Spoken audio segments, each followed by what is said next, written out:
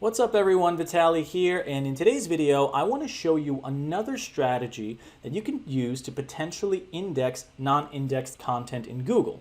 Now I gave you some strategies that are very practical, that very often work, but there could still be a situation where your content isn't being indexed in Google after doing the things I explained in the previous video. That could be a situation where perhaps you're cranking out a lot of AI content, and that may actually be one of the reasons why it's not being indexed. I have actually tested the strategy that I'm going to be showing you today with 100% results working in making the content that wasn't indexed to having it be indexed. And if I actually go through this list of content over here, you'll notice this one, it does say that it's not indexed, but if I click on inspect URL, you will see that it says URL is on Google. You will see this next one that says it's not indexed. It'll also say that it's on Google. And the thing is, this strategy has been applied across the board to most of these, not all of them. I still have to finish it, but so far I've had a 100% success rate with that. I can't guarantee the same thing for you, but this is a good strategy to use if you have a lot of AI content on your website, particularly in the first two paragraphs of your content. And two, if you have a situation like I do where you have a lot of content that you're trying to fix and get indexed on Google, you kind of want to go through it faster versus using the strategies that I shared with you in the previous video, which you can still use, but it can be a bit more time consuming. So this might be just a faster way, especially maybe if you've used the strategies that I showed you in the previous video, but there's still something that's preventing it from being indexed. It could be that you're using too much AI content, especially in the beginning part of your content, which needs to be fixed. So getting to the main point of this video, what do? Well, there happens to be a website called humanize.ai. Now, can you, by the way, forget what I'm showing you right now and just write this out yourself? Sure. But this kind of makes the process faster. It basically expedites it.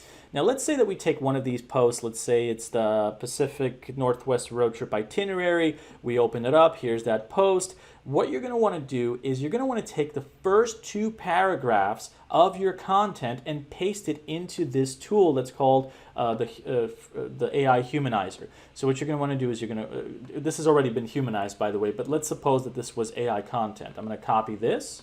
I'm going to go to humanize.ai. I'm going to paste it, and then I'm going to paste the second one, which is down here.